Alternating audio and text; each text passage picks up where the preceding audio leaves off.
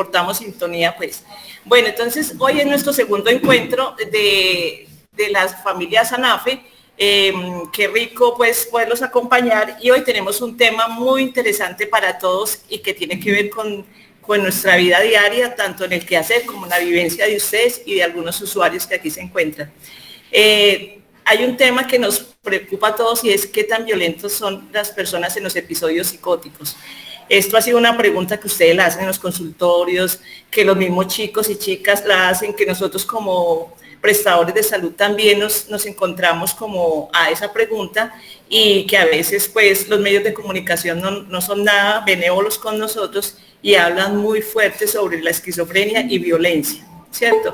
Pero para eso hoy tenemos a la doctora Ana María. La doctora Ana María es una residente de segundo año de la Universidad de Antioquia.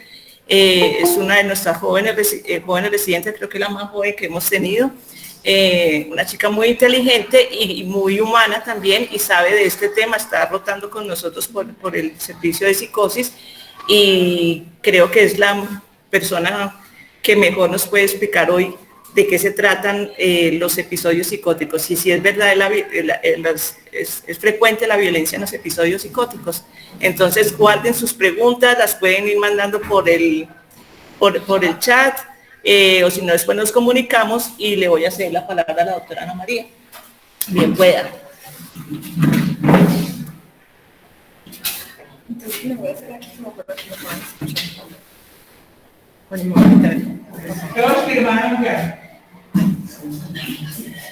Bueno, buenas tardes a todos, espero que estén muy bien, también a los que están conectados de forma virtual. Como les estaba diciendo la profe Aurora, mi nombre es Ana María, yo soy médica, me estoy especializando en psiquiatría, y bueno, me invitaron a dar esta charla, así como dijo la profe Aurora.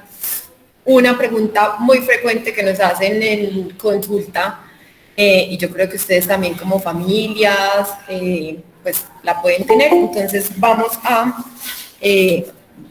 darle inicio a la presentación. Ya voy a presentar aquí. Creo que es esta.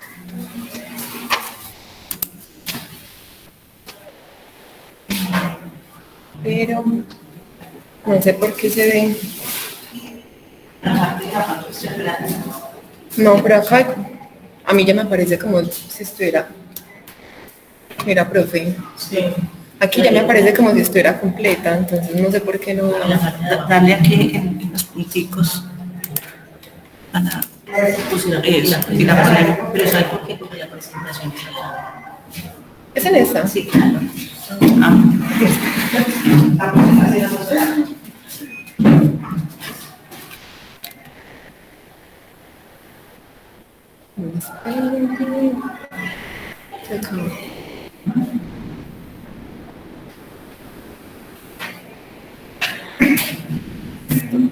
Ahora sí.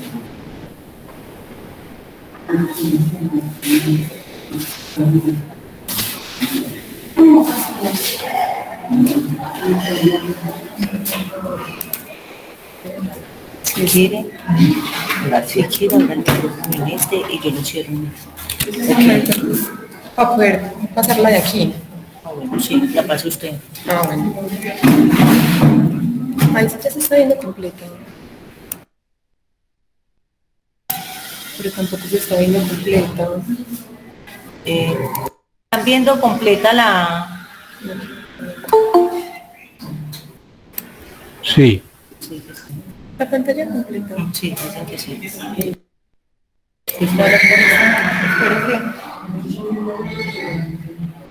No se fijen en esto, hágale, yo lo voy pasando, sí. Pásela ya tranquila. Bueno, entonces, la presentación es una pregunta, es común la violencia en los episodios psicóticos. Entonces vamos a hablar un poquito de esto. Antes de hablar un poquito como de eso de la violencia, yo sé que ustedes ya deben estar como muy entrenados y deben conocer como todo esto de qué es la psicosis, pero solamente como para recordarles un poquito como de los síntomas. Entonces ya sabemos que la psicosis es una experiencia de pérdida de contacto con la realidad, y que pues los pacientes van a tener unas creencias que no están como ajustadas a lo que realmente está pasando. Dentro de esos síntomas que pueden tener los pacientes. Es que no sé, no la veo. No se está pensando, pero me parece que no. No sé por qué, porque mira que sí me parece. Luis Fernando, ¿qué está en este momento en la pantalla ya? Nosotros estamos, buenas tardes, nosotros estamos viendo el video suyo y el PowerPoint. Pero qué dice, Está viendo la presentación no completa. está viendo la presentación, un minutico. No, tienes que darle modo presentación si quieres. Ahí estamos viendo todo el PPT.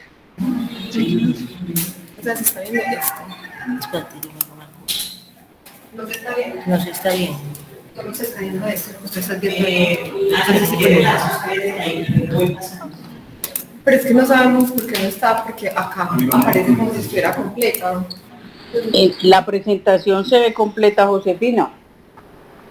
Sí, pero es que queremos saber si en este momento qué dice en la de ustedes. Definiciones. Así ya, yo lo voy pasando con ustedes.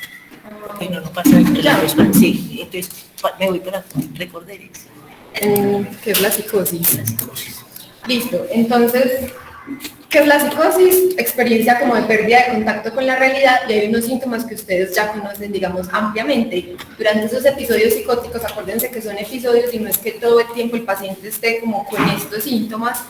Entonces pueden haber alucinaciones en cualquier, digamos, de los sentidos. Las más frecuentes son las auditivas, pero también vamos a tener alucinaciones visuales, olfatorias, gustativas, o lo que nosotros llamamos somáticas, de sentir, digamos, algún dolor o alguna cosa en el cuerpo, digamos, como de alguna sensación, pero que no es real. También lo que llamamos ideas delirantes, que son estas creencias que no están ajustadas a la realidad, pero el paciente las cree como reales, entonces me van a hacer daño, me están persiguiendo, y eso genera mucha angustia, pero para las personas que están alrededor del paciente no le entienden muy bien por qué está como pasando todo esto, porque ellos ven que no está como, digamos, bajo peligro. Acuérdense que hay como muchas clases de ideas delirantes, también un poquito de desorganización del pensamiento, y eso lo vemos a través como del lenguaje, entonces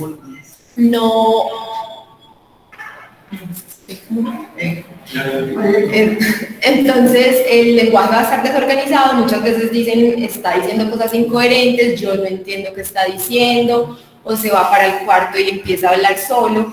También el comportamiento desorganizado, extraño o a veces anormal, entonces está muy aislado, está callado, está haciendo cosas que normalmente no hace, sale a la calle, está recogiendo basura que eso antes no lo hacía, y todos esos síntomas negativos que seguramente ya les habrán contado, o bueno, si no les han contado de pronto más adelante.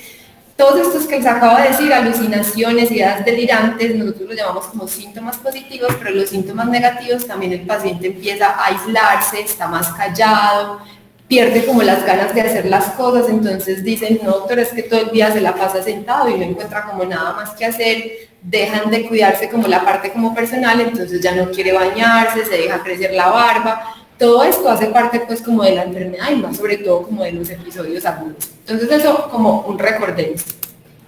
Pero ya entonces para empezar a hablar de la violencia quería traerles como unas definiciones, porque creemos que violencia va a ser todo lo que digamos nos levanta la voz o está grosero, le pegó un puño a la pared, entonces todo eso es violencia, pero no, pues no es así. Entonces hay tres términos importantes. El primero es agitación.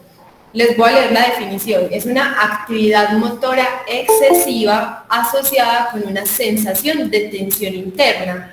Y la actividad motora no es productiva y tiende a ser repetitiva. Les puse unos ejemplos para que podamos entender un poquito de la agitación. Entonces, está agitado el paciente que está caminando de un lado a otro, que se mueve nerviosamente, la incapacidad para quedarse quieto, que de pronto nosotros decimos es que no se halla, pero no necesariamente estar agitado quiere decir que está agresivo, que está golpeando. Simplemente, doctora, en serio, no es capaz de quedarse parado en un solo punto, como que no se halla. Sale, camina, vuelve y entra. Eso nosotros lo podríamos tomar como que el paciente está agitado. El segundo término es agresividad. Entonces, ¿qué es la agresividad? Es cualquier comportamiento dirigido hacia otro con la intención inmediata de causar daño. Acá hay, digamos, unos términos importantes y más adelante hablamos un poquito de cuáles son como los problemas como de estas definiciones. Dice que el perpetrador, o sea, el que va a hacer la agresión, debe creer que ese comportamiento que le está haciendo le va a causar daño a la otra persona y pues que la otra persona está motivada para evitar ese daño. Es decir, si yo soy la persona agresiva, yo tengo mucha rabia porque, no sé, algo me pasó, y estoy agresiva porque le quiero ir a pegar a la otra persona. Yo intencionalmente tengo tanta rabia que es que yo me quiero agarrar a los golpes con la otra persona y la otra persona pues quiere evitarlo. Y hay dos tipos de agresividad, la que es impulsiva, que la impulsiva es como una respuesta gatillo a la provocación ambiental, que se caracteriza por una pérdida del control del comportamiento, puede muchas veces, digamos que hay...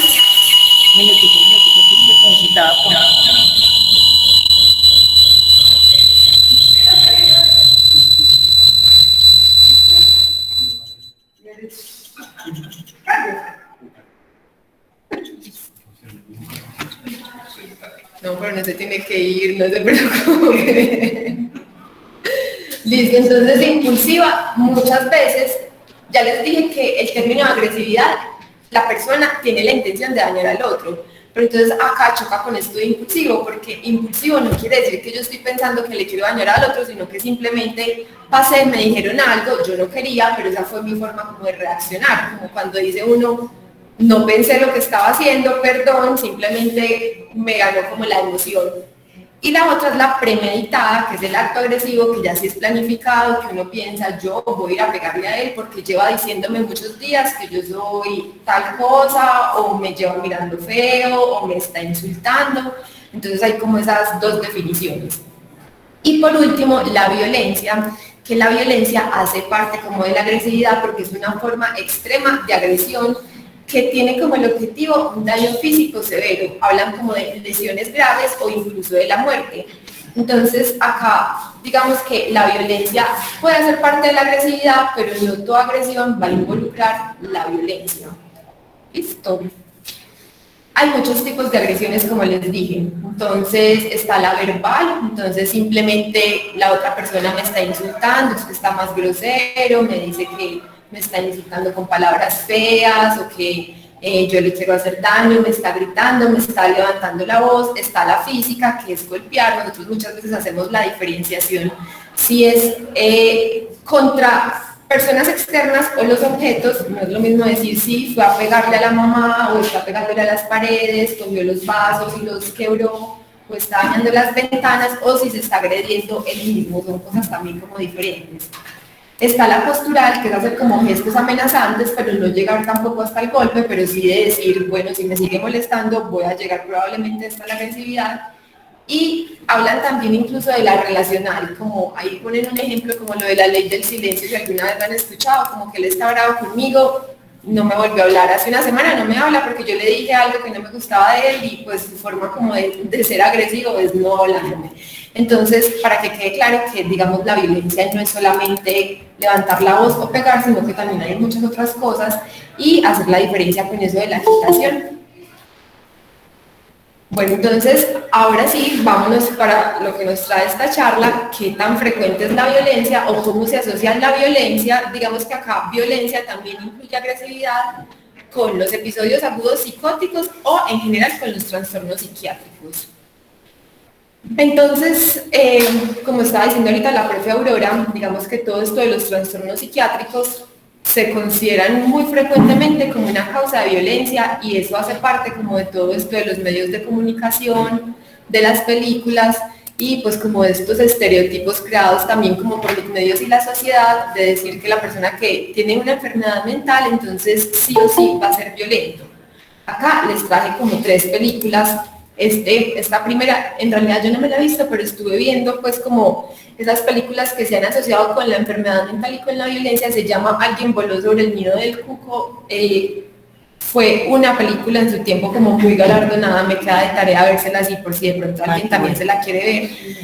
Y acá, pues digamos que está como asociado con ese estereotipo que les estoy diciendo. Es un muchacho que pues mata, creo que a otra persona, y intenta pasarse como un enfermo mental para no tener, digamos, que cumplir como toda la pena en una cárcel. Entonces también está como esa relación de, ¿será que entonces los enfermos, digamos, que están en todas las unidades de salud mental, en los hospitales psiquiátricos, el que tiene una enfermedad mental, todos van a ser violentos? Entonces esa deja como ese. El Joker, no sé si la han visto, es una película que a mí me parece que tiene unas escenas pesadas, pero también habla como de esa parte como de la enfermedad mental y él cómo la vive, que todo el mundo lo rechaza o nadie le presta atención, o no es lo mismo decir que yo tengo depresión a que otra persona diga me infarté, que son cosas como muy diferentes de cómo lo toman el que se infarta, como ay sí, qué pesar, yo te voy a ayudar, la depresión como no estés triste o cualquier otra cosa, y termina pues eso llevándolo como a la violencia, ya así pues como en el extremo de ir a matar a otras personas. Y esta última también es muy buena, no sé si se la han visto, es una persona que tiene, digamos que ahí lo ponen como una enfermedad mental, eso digamos desde la parte de la psiquiatría todavía está un poquito como interrogado, una persona que tiene múltiples personalidades y esas personalidades se presentan en diferentes momentos.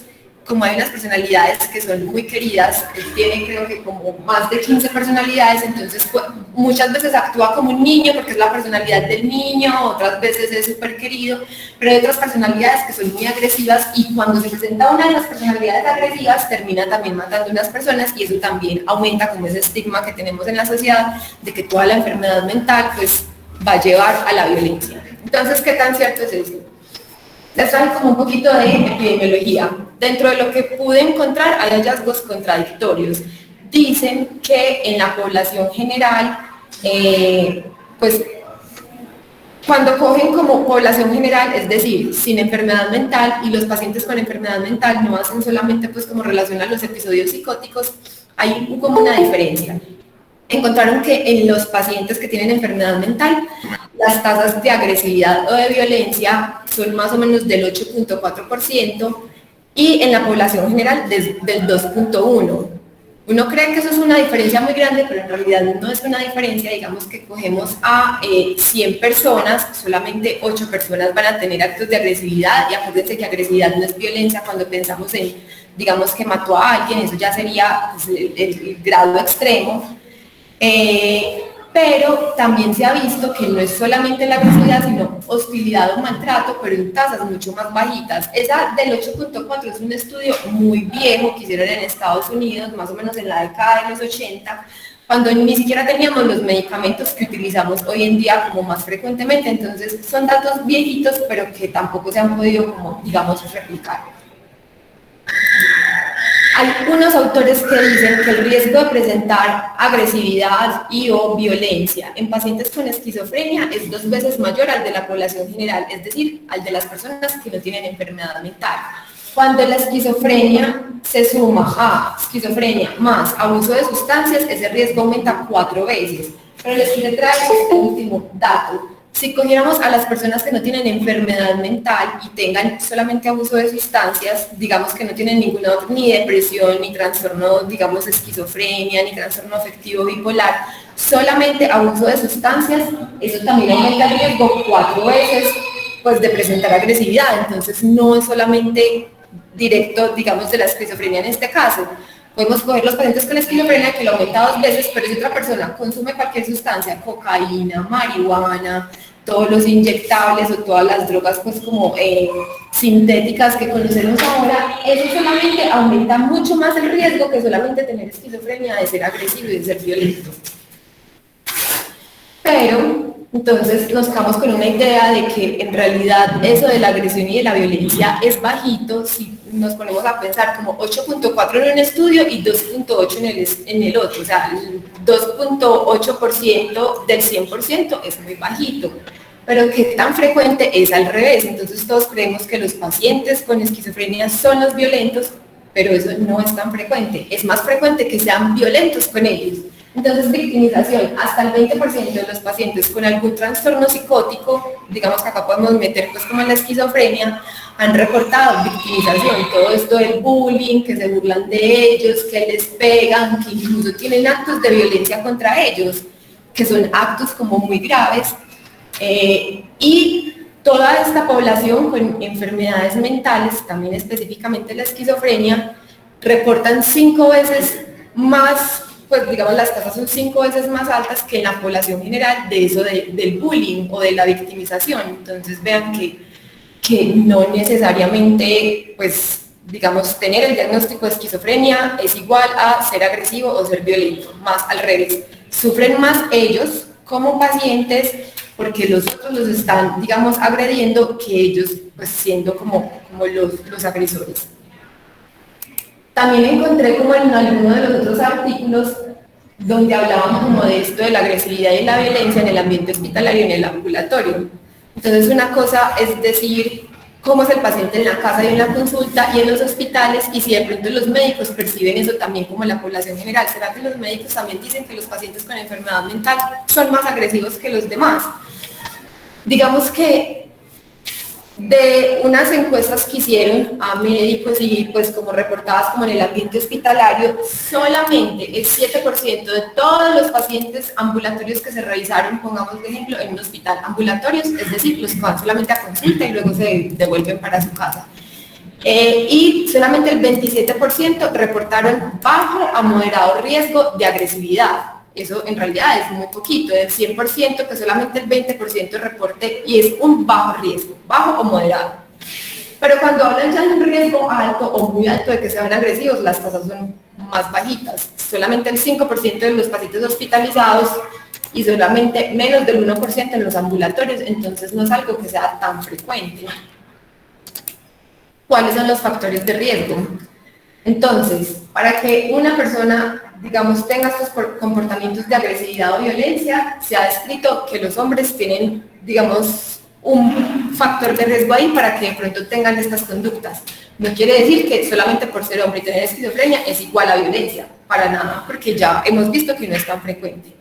El consumo o el abuso de sustancias psicoactivas, solamente esto, digamos que en este caso pues se está asociando a la esquizofrenia, pero como ya les dije, solamente tener consumo o uso de sustancias sin ninguna enfermedad mental, eso ya aumenta mucho el riesgo de agresividad. Entonces no es solamente ligado como a los trastornos psicóticos. Cuando el paciente está en un episodio agudo o con síntomas positivos, es decir, mi familiar tiene un diagnóstico de esquizofrenia. Ustedes saben que con el tratamiento todos los síntomas de la esquizofrenia se pueden controlar. Como la mayoría de enfermedades no tienen cura, pero si los pacientes son juiciosos con el tratamiento, pueden llevar una vida normal, funcional, pueden llegar a hacer lo que hacen pues como las demás personas, pero durante esos episodios donde hay exacerbación de los síntomas o las crisis, sí puede haber un aumento del riesgo de presentar como agresividad. ¿Por qué? Está muy relacionado con esto que les contaba ahorita de las ideas delirantes. Imagínense la angustia de una persona que está escuchando todo el tiempo que no sirve para nada, que se mate, o que tiene la firme creencia y hace parte de su enfermedad, no es porque ellos estén haciendo, tiene la firme creencia de que alguien los está persiguiendo o que alguien les está haciendo daño. Entonces llega la familia, pero eso es mentira, usted es mentiroso, usted se está haciendo. Entonces muchas veces eso también puede llevar como a estos episodios de agitación o de agresividad. También se asocia con trauma en la niñez. Pacientes con diagnóstico de esquizofrenia que en la niñez han tenido episodios pues como de pérdidas importantes como de algún familiar, relación también con todo esto del bullying, que ya sabemos que es más frecuente en todos estos pacientes, también se aumenta con el riesgo como de agresividad, que no estén adherentes al tratamiento, y ahorita digamos hacemos un poquito de énfasis en eso, también se aumenta mucho el riesgo. Y el antecedente de comportamiento violento o agresivo. Voy a hacer como énfasis en alguno de estos pues como factores de riesgo. Entonces, les he dicho un montón el abuso de sustancias, por eso hacemos tanto énfasis en las consultas de preguntarle a los pacientes, y yo sé que hay veces, digamos que a los pacientes no les gusta, qué están consumiendo, con qué patrón están consumiendo, porque se sabe que hay una relación entre, pues, digamos, la enfermedad mental de por sí aumenta un poquito el riesgo de agresividad, pero ya combinado con abuso de sustancias se aumenta un poquito más. Y sabemos que el abuso de sustancias no solamente para la agresividad, también empeora el pronóstico. Entonces, si están consumiendo alguna sustancia, no van a ser adherentes al tratamiento y eso tiene el riesgo de empeorar los síntomas, digamos, de la enfermedad. Entonces, que no estén controlados, que no puedan llevar como una vida como las demás personas, que no sean funcionales, que estén más aislados. Entonces, acá hay que hacer muchas, digamos, también educación en que se debe al máximo evitar como cualquier consumo de sustancias. Acá incluye también el cigarrillo, el alcohol, que a veces como que normalizamos estas sustancias, y pues las otras que sí, la cocaína, la marihuana, el tucidín, las anfetaminas. Entonces el riesgo aumenta hasta un 27%, y se cree que la causa es porque, como les estaba diciendo, cuando se consumen sustancias, eso exacerba los síntomas de la esquizofrenia, las alucinaciones, las ideas delirantes, y eso también de por sí pues, va a aumentar como el riesgo de agresividad. Porque en el episodio agudo, entonces, estos pacientes cuando están en el episodio agudo, como les dije, tienen más suspicacia. ¿Qué es suspicacia? Cuando ellos están como, digamos, pueden estar en un lugar con la familia, pero ustedes los ven como con la mirada perdida, o que los miran como con desconfianza. No es porque ellos estén haciendo, sino que todas las ideas que ellos tienen, ¿será que me quieren envenenar? Entonces, pues claro, si yo estoy pensando que alguien me quiere envenenar, yo no lo voy a mirar con amor y me le voy a tirar a darle picos, como más bien aléjese de mí, no me toque, no me mire, no me dé la comida. Y digamos, claro, la familia es normal, como en esa preocupación de, bueno, te veo mal, venga, yo lo ayudo, venga, coma esto, pues también lo van a ver como una forma de estar como invadiendo su espacio, o también como, digamos, con miedo, entonces pueden reaccionar de esa forma. Lo de las alucinaciones y agitación, pues también va a estar como relacionado con esto. Y los síntomas negativos se asocian a la inversa, con menor riesgo de violencia. Yo les dije que los síntomas negativos son el aislamiento, que tienden a estar más callados, ya no les sacan provecho a nada, no quieren hacer nada de lo que antes disfrutaban, dejan como de cuidarse como todo esto de la parte pues como del aseo personal. Entonces claro, como están más quietos, más callados, más aislados, pues es muy difícil que ellos vayan a reaccionar como de una forma como agresiva ante ciertos estímulos como el medio. La no adherencia al tratamiento. Esto se relaciona con dos cosas, con la falta de conciencia de la enfermedad. Muchos dicen, si es el primer episodio, eso no me va a volver a pasar a mí, eso fue solamente un momentico, o eso me dio fue porque yo estaba consumiendo sustancias. Y muchas personas entiendo que pues, no son adherentes al tratamiento por el temor a efectos adversos, no solamente pues, los pacientes, sino también la familia. Me imagino que acá también han hablado como de todo eso. Ahí es como hablar de riesgo-beneficio. Todos los medicamentos tienen algún riesgo. Hay unos que son mayores, para otros menores, pero uno dice, ¿será mejor dejarlo sin el medicamento y que siga la enfermedad, digamos, como con todos los síntomas?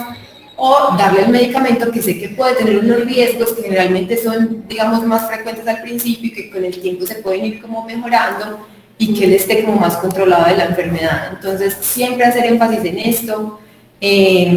Hay que tomarse como los medicamentos para que la enfermedad esté controlada y por ende no hayan pues como esos síntomas como de reactivación, no solamente de la agresividad, sino de los otros. Ciertos factores psicosociales también se asocian con el riesgo de agresividad. Que los pacientes tengan falta de habilidades interpersonales.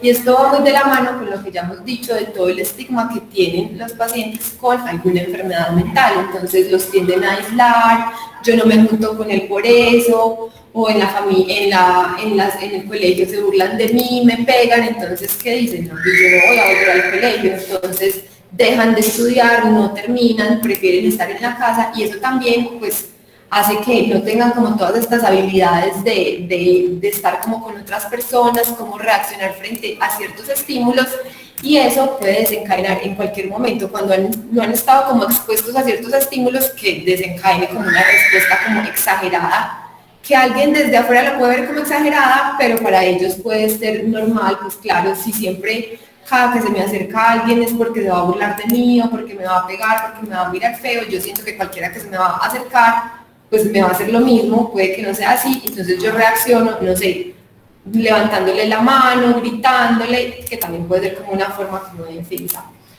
Y hay otros factores también, ser víctimas de violencia, la falta de vivienda también se ha asociado pues como con esto de la agresividad, digamos los pacientes que están en condición de calle y que sean pues también como víctimas de discriminación. Voy a hablarles un poquito de los signos de agitación inminente.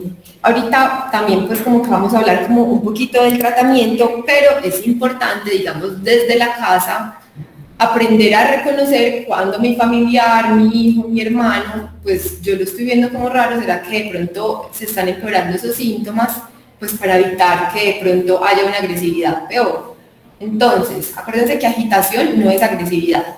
Entonces, agitación, comportamiento provocativo, es decir, yo paso y él empieza a gritarme, es que usted, ¿por qué es así conmigo? O usted no es capaz de hacerme eso. Entonces, si de pronto ustedes lo ven como muy provocativo, me está como incitando a que yo le responda, más bien vamos a manejar la calma. Muchas veces entiendo que por, digamos, el afán como de mejorar las cosas o simplemente, digamos, por las emociones, uno cae como en ese ciclo de me voy a poner también a pelear con él, pero pues eso lo que va a hacer es empeorar como la situación.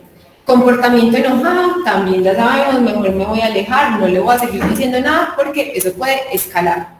Expresión facial agresiva, entonces, que aprieten acá la mandíbula, que me esté haciendo pues como en la frente como que está enojado, entonces también vamos a tratarlo como con mayor calma. Cuando tienen contacto visual prolongado, digamos que muchos de estos signos de agitación en realidad en los artículos que salen es para nosotros como personal de salud, porque nosotros también tenemos que aprender a identificar ese tipo de pacientes. Y esto no es enfocado a los pacientes con enfermedad mental, porque cualquier paciente se puede agitar y eso es muy frecuente en urgencias.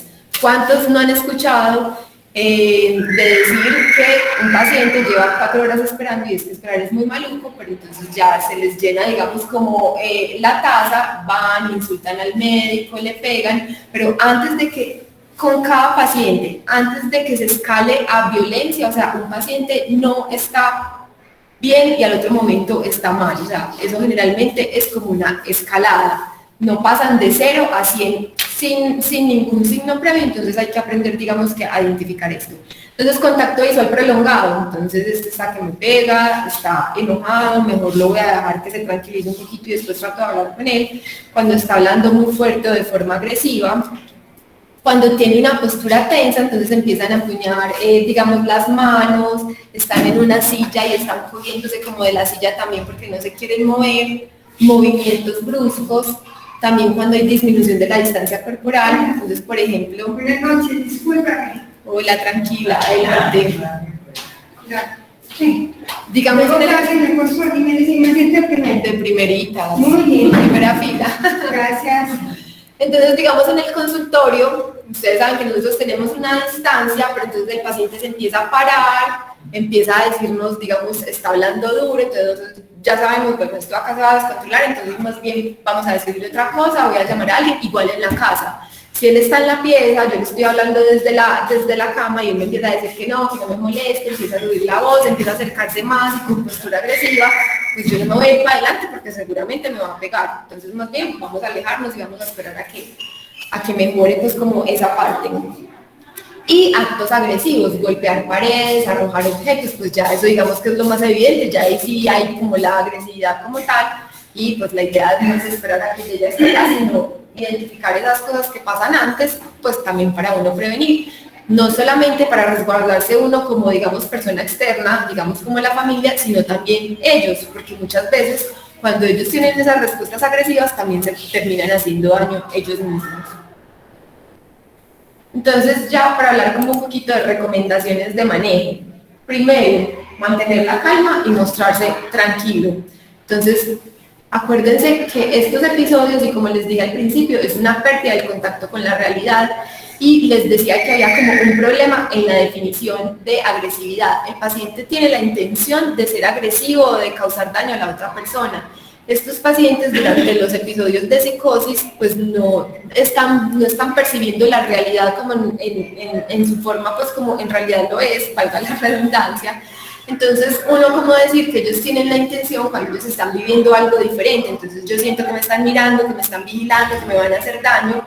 Entonces, ¿será que ellos intencionadamente sí tienen esa forma, digamos, de pensamiento de decir yo voy a ir a pegarle a este porque esto y esto y esto? Probablemente no, pero igual puede pasar. Entonces, primero, mantener la calma y mostrarse tranquilo. Lo ideal es no confrontarlos. Si ellos están como en un lenguaje, digamos, provocador, quieren, digamos, pelear, no nos vamos, digamos, a poner al nivel de ellos porque eso puede hacer que escale como todos esos síntomas. No discriminar, entonces no es que vea si usted cómo se pone, eso es por su enfermedad, que no le mandan quien lo mandan a tomarse los medicamentos, o eso es porque usted está loco, porque muchas personas pueden, digamos, en ese momento de rabia también tener como un lenguaje como agresivo con la otra persona, y eso también puede llevar como que empeoren las cosas. Tampoco tener conductas punitivas, es decir, si vos seguís dañando la pared, yo lo que te voy a hacer es encerrarte por 5 días en la habitación. Eso no va a mejorar y eso también va a hacer que escale, digamos, como toda esta conducta de agitación, de agresividad y de violencia. No usar la violencia. Si nosotros no queremos que ellos sean violentos con nosotros tampoco podemos ser violentos con ellos. Entonces está, digamos, pegándole a la pared, entonces yo lo que voy a hacer es ir a darle un golpe, a darle con correa, o a castigarlo. Entonces vamos a evitar como todo. Acá entonces les traigo como otro, digamos que estas recomendaciones de manejo se derivan también de cuando nosotros estamos evaluando pacientes agitados en urgencias, pero a mí me parece que para ustedes como, digamos, familia también es como muy importante conocer eso. Entonces nosotros qué vamos a hacer cuando un paciente está agitado, no ha llegado a la agresividad o que ya está agresivo. Primero, respetar el espacio personal. Si estamos en un lugar amplio, entonces yo no voy a ir a pegármele a menos de 1 metro de distancia, porque ya sabemos que él, digamos, está angustiado por lo que está pensando, por lo que está escuchando, por lo que está viviendo en ese momento. Entonces, más bien vamos a darle su espacio y le vamos a hablar de, digamos, desde una distancia mayor a 2 metros. Eso también nos protege. Si yo le estoy diciendo algo y el paciente en cualquier momento manda la mano, si tenemos por lo menos una distancia de 2 metros, pues él no se va a hacer daño y tampoco me va a hacer daño a mí. No ser provocador, entonces yo tampoco voy a seguir en ese juego, pues yo quiero que antes se calme, pero si yo empiezo a echarle como más leña, como más incendio, pues obviamente que va a explotar. Establecer contacto verbal, entonces no es de te voy a pegar, te voy a llevar, digamos, de todo esto de las amenazas, te voy a llevar para el hospital, te voy a llevar para donde el médico, te voy a decir que te pongan una inyección. Entonces vamos a preguntarle, pero ¿qué es lo que te pasa? ¿Por qué estás así? Porque tenemos que llegar a un acuerdo. Yo necesito saber el por qué está así, qué es lo que lo está disgustando tanto. Ser conciso, no le vamos a decir cosas muy largas porque probablemente no nos va a entender todo. Entonces, ¿qué te pasa? ¿Cómo te puedo ayudar? Entonces, cosas que ellos nos entiendan. Vamos a identificar esos deseos y esos sentimientos. Hay cosas que se pueden salir como de lo que nosotros podemos hacer. Y también creo que por ahí está lo de establecer límites claros. Es que yo quiero ir a consumir. Yo no te voy a dejar ir a consumir en este momento, pero dime con qué otra cosa yo te puedo ayudar para que te sientas más tranquilo. O es que yo quiero que usted me dé 1 millón de pesos. Yo no tengo 1 millón de pesos, pero pues con qué otras cosas te puedo ayudar, pero que ellos se sientan escuchados. No simplemente que uno está respondiendo, digamos, como de esa forma como de la agresividad, de también ponernos groseros o de, digamos, regañarlo, sino tratar pues como de conciliar, escuchar atentamente lo que dicen, lo que les dije, de establecer límites claros, ofrecer opciones. Yo no te puedo dar ese 1 millón de pesos para que te vayas a consumir, pero si quieres podemos ir a dar una vuelta y yo te acompaño, vamos a hacer ejercicio, si quieres comer algo yo te lo traigo. Y bueno, digamos que eso también es como para nosotros en los servicios de urgencias o de consulta, pues cuando se presenten como todos estos episodios, informar. Entonces, ¿qué vamos a hacer? Como definitivamente, y eso también se puede hacer en la casa, vamos a hacer unas opciones. Si yo veo que tú no te calmas, y eso también habla de los límites, si yo veo que tú no te calmas, no porque te esté castigando, sino porque estoy preocupada por tu salud, yo creo que mejor voy a llevarte a urgencias, porque te puedes terminar haciendo daño o haciéndonos daño a nosotros. Pero yo le voy a informar, no le voy a llevar con mentiras, porque muchas veces, bueno, ese fue un factor de riesgo que se me olvidó poner. La agresividad y la violencia también se asocia cuando los pacientes son llevados, digamos, en contra de su voluntad a urgencias. Pues claro, si yo estuve en mi habitación, antes estuve peleando con mi mamá, y de la nada llega la policía a cogerme a la brava porque me tienen que llevar al hospital, ¿ustedes creen? Digamos, si fueran ustedes, ¿cómo reaccionarían? Pues no, que yo me pongo a gritar, pero ¿por qué me van a llevar? Si yo no estaba haciendo nada, ahorita le estaba gritando a mi mamá, pero ya estoy aquí en mi habitación, y eso es muy frecuente. Yo sé que hay veces, la familia dice que esa es la única forma, pero también si se llegan como a unos puntos con el paciente, también puede ser como mucho más fácil. También se le puede ofrecer, yo pienso que necesitas ir a urgencias. te ofrezco que nos vayamos calmados, te llevo en el carro, pedimos un taxi o definitivamente llamo una ambulancia, llamo a la policía, que va a ser mucho más traumático para ti y para mí, se van a dar cuenta más personas. No es lo ideal llegar hasta esos puntos, pero eso también habla como de ofrecerles las opciones y ellos también muchas veces acceden a eso. Les quise traer esta diapositiva, no porque ustedes tengan que hacer eso, sino que si tienen familiares que de pronto alguna vez hayan estado hospitalizados, probablemente pueden haber estado como sometidos a esto de la inmovilización física. Pero también como para tener un poquito de educación, porque uno desde afuera lo ve como lo peor y uno muchas veces tiende, digamos, a satanizar eso, pero muchas veces digamos que es un recurso necesario. Dentro de la literatura, ahora se habla de que eso es una práctica que debería ir en desuso, mientras que hayan otras prácticas que estén como más acordes, que haya personal más entrenado, más capacitado, que hayan, digamos, hospitales que estén como más entrenados como en todo este tipo de pacientes, pero ustedes saben que por lo menos aquí en la ciudad nos hacen falta. Solamente en realidad tenemos pues el hospital mental que atiende como una gran población y a otras partes que son como instituciones, digamos, privadas o que atienden más a particulares, y que muchas veces cuando uno tiende a consultar en un hospital, digamos, de primero o de segundo nivel, que se tratan urgencias de todo tipo, pues imagínense eso como está de lleno, pero definitivamente acá es saber que es el último recurso. Entonces, así como lo de la agitación, agresión, violencia, es una escalada, todo eso del desescalamiento de eso también es por pasos. Los pasos son los que yo les dije. Entonces, primero, el médico va a tratar de conciliar con el paciente y le vamos a hacer como todos esos pasos.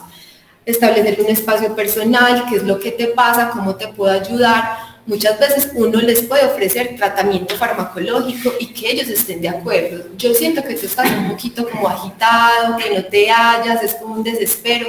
Tú quieres que yo te ayude a sentirte más tranquilo con un medicamento y muchos pacientes, si se lo ponen así, pues acceden. Entonces uno le puede dar, generalmente uno da, digamos, algunas gotas o alguna pastilla que el inicio de la acción sea inmediato y el paciente no lo va a ver como que están haciendo cosas en contra de la voluntad de él. Si definitivamente todas esas medidas no funcionan, si después del medicamento no funciona y si ya se llega a la agresividad o a la violencia en el servicio de urgencias, el paciente por cualquier razón le pegó a un auxiliar o al médico, definitivamente vamos a tener que necesitar como la inmovilización física. Entonces, como les dije, no es porque ustedes los tengan que hacer, porque ustedes no lo tienen que hacer, esto también es con personal capacitado. Cuando se va a inmovilizar a un paciente, tienen que haber por lo menos 5 personas disponibles para ese paciente, porque cada una de las personas se va a encargar de una extremidad. No es un procedimiento que se haga, digamos así, como a lo rápido, porque también tiene muchos riesgos. Una persona que se encarga de la cabeza, una de un brazo, otra del otro, y siempre es por tiempo corto. Eso nunca se debe utilizar como medida de castigo. Si seguís así, te voy a inmovilizar y te voy a encerrar en la habitación de allá. Nunca. Muchas veces uno también le explica al paciente, traté de conciliar contigo, veo que todavía estás como muy agitado, que no te hallas, te di un medicamento y todavía también te sientes intranquilo.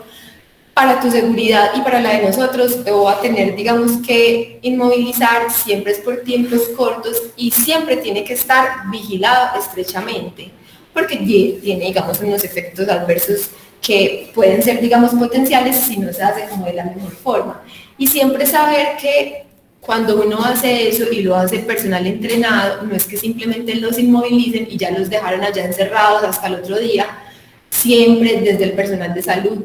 Siempre que un paciente se inmoviliza físicamente, estos pacientes siempre se les pone un medicamento, porque imagínense esa sensación de angustia de yo estar, digamos, inmovilizado, atrapado en una cama, no poderme mover, si llamo a alguien, no se hace eso. Entonces siempre va de la mano de un medicamento para que ellos también se sientan más tranquilos y generalmente se hace mientras el paciente se calma. Ya cuando el paciente está como más calmado, se tiende como a quitar y como les dije, nunca como forma de castigo o de represalia. Entonces digamos que les quise traer esto pues también para que uno sea una parte activa de ese tratamiento cuando uno llega a, digamos, a la consulta o a la consulta de urgencias, porque pues uno tiende a ver eso como algo traumático y en realidad es traumático, pero también nosotros como profesionales lo dejamos para lo último porque tampoco nos gusta.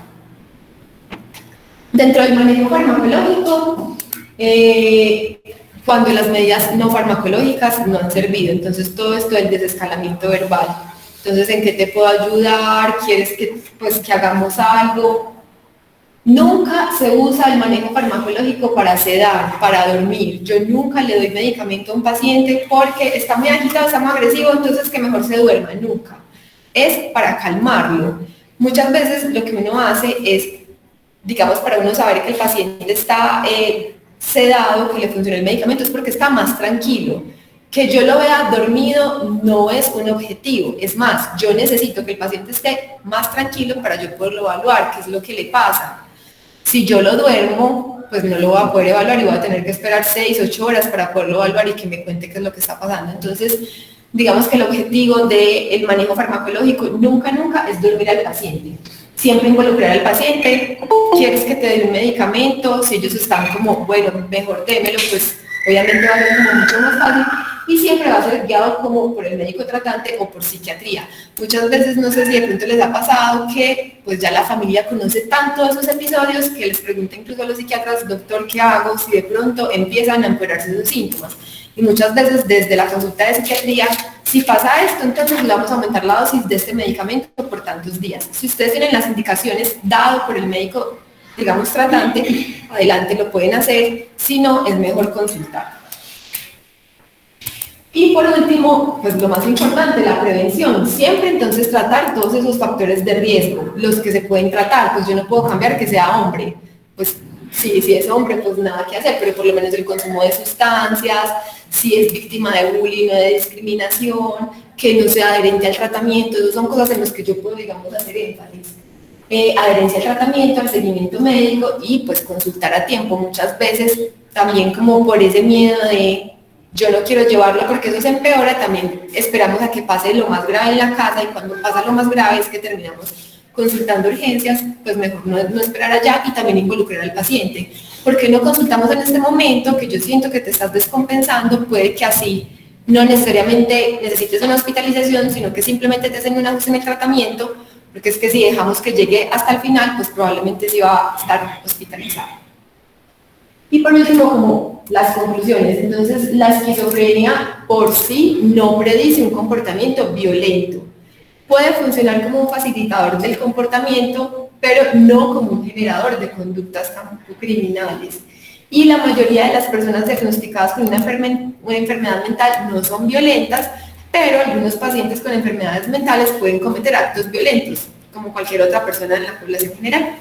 Y la última, pues les dejé como unas preguntas, si de pronto tienen preguntas pues en relación a este tema, o pues estas, si se han presentado episodios de agitación o de agresividad pues en las familias o con, digamos, alguna persona que conozcan con este diagnóstico, cómo lo han manejado en casa, si esas medidas que ustedes tomaron fueron útiles, y ahora pues que sabemos como un poquito de las recomendaciones de manejo, qué podrían hacer en las próximas, digamos, crisis o ocasiones que de pronto pueda pasar algo similar.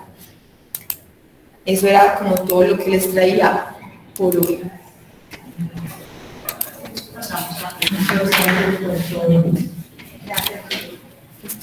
No, tranquila, aquí estás por aquí con...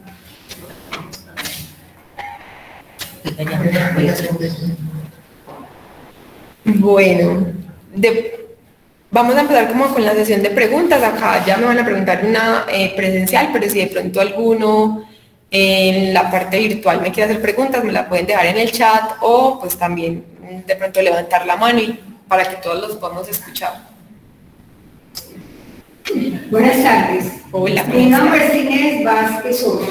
Tengo un paciente esquizofrénico paranoico desde el 2006, que en la actualidad va a cumplir la semana entrada, en abril, 44 años.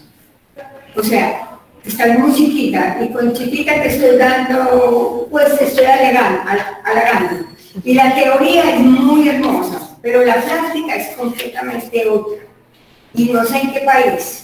No sé dónde, si dónde estudiaste, pero la práctica real del manejo de esquizofrenia que he vivido desde esa época no tiene nada que ver con lo que mencionaste.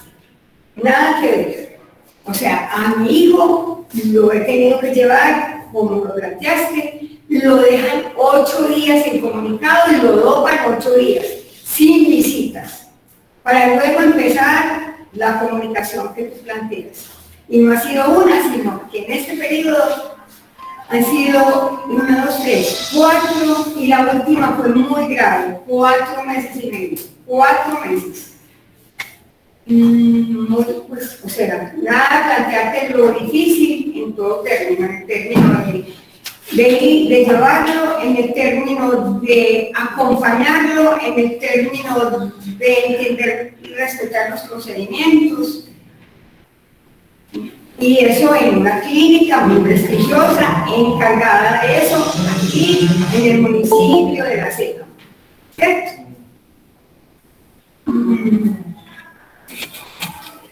Desde mi óptica de mamá, que no me han enseñado a hacer eso, también tengo que manifestar que nada de lo que tú has planteado, yo lo he, que todo, no, o sea, yo no he hecho nada de lo que has planteado. Yo, desde mi óptica de mamá, y tratando con un adulto que mide 1,90 y pesa 80 kilos, yo he aplicado la creencia de mi Santa Madre, que en paz descanse, y es que el loco sabe a quién le salva, ¿cierto?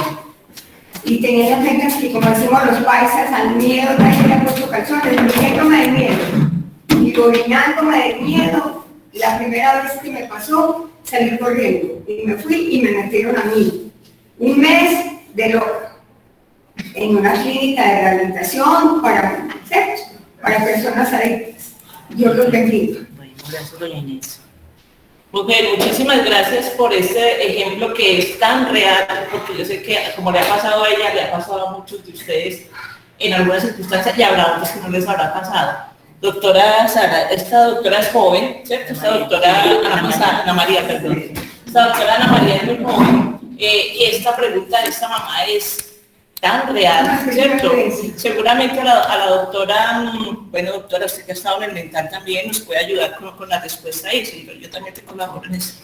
Yo sé que sí, digamos que cuando uno lee, pues obviamente a uno le están hablando es de las mejores prácticas clínicas, pero uno también, digamos, que va a hacer lo que tenga, digamos, a disposición. Con los recursos que uno tenga, uno puede hacer, digamos, y no es que unas cosas estén bien o unas cosas estén mal, obviamente también he visto, digamos, eso de manejos que no son los adecuados, no puedo decir de malos o perversos porque en realidad no sé cómo cuál es la situación, pero muchas veces se puede llegar a esto y no es la única que lo ha contado, muchos pacientes, pero lo ideal es que llegáramos a eso, que definitivamente nos falta, digamos, en un país como Colombia, y no solamente es en Colombia, yo creo que es a nivel mundial, nos falta mucha educación sobre salud mental y sobre enfermedad mental.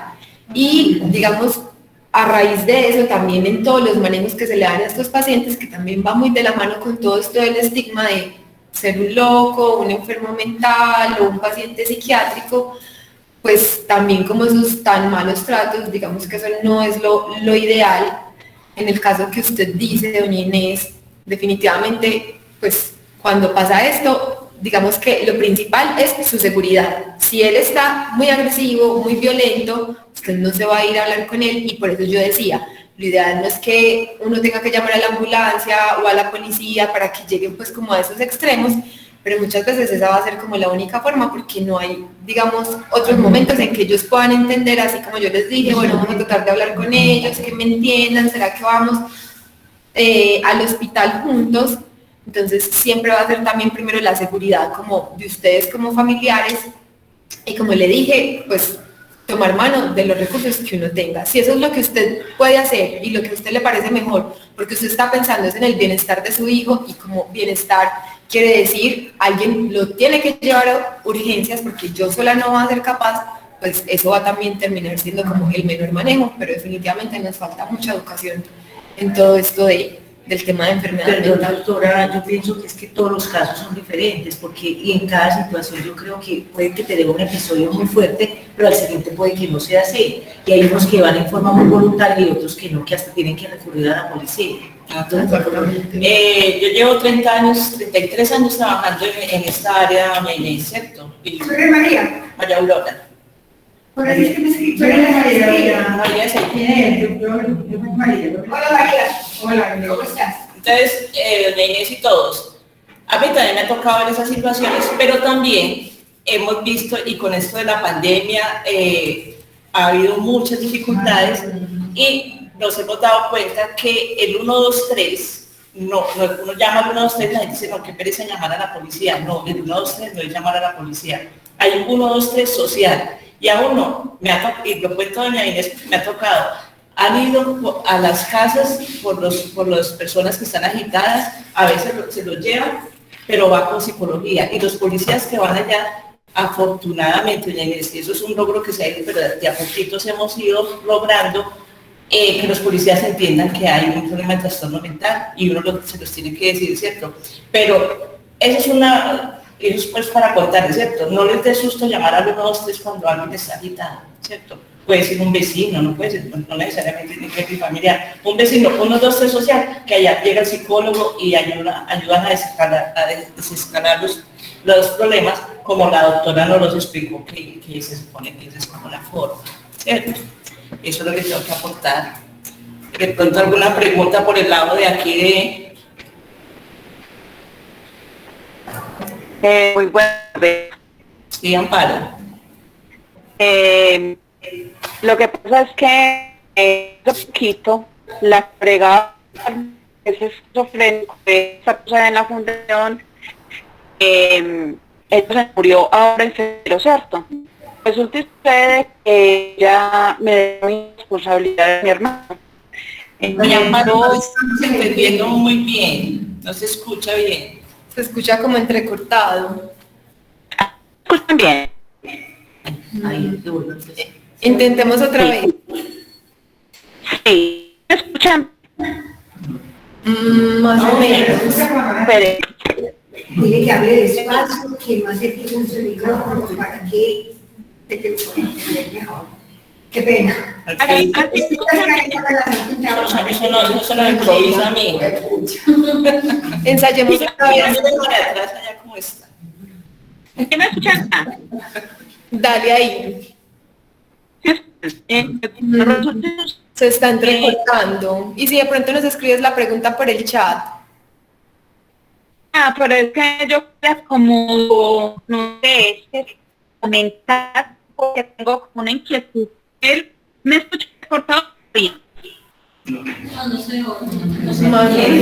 que no le escucha muy bien, Amparo. Los demás compañeros escuchan bien. Ay, y tengo y todo. Ay. Qué bajo. Amparo, hagamos una cosa, sálgase y vuelva y entra. Y me baja un poquito el volumen, a ver si es por ese lado. Ahí. ¿Me escuchan bien? Ahí se escucha mejor. Bueno, entonces, resulta que tengo un hermano que es esquizofrénico. Hace años yo noté que al hablarle sin alteración, él hacía caso cero. No, Entonces, una contigo, pero se sigue entrecortando y escuchamos como por partes. Sí, de pronto en otro lugar donde llegue como mejor la señal de internet. bueno, Mientras tampoco. ensayemos. Entonces, mientras tanto, yo estoy ahí.